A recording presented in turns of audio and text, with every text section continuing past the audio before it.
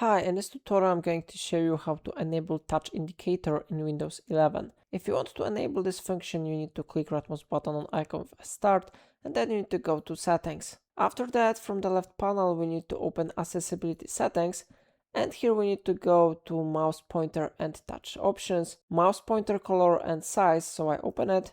And here we need to scroll down, and on touch indicator settings we can find this option, show a circle on the screen where I touch it. So if you want to enable it, you need to click on this one black dot, and after that this option will be turned on.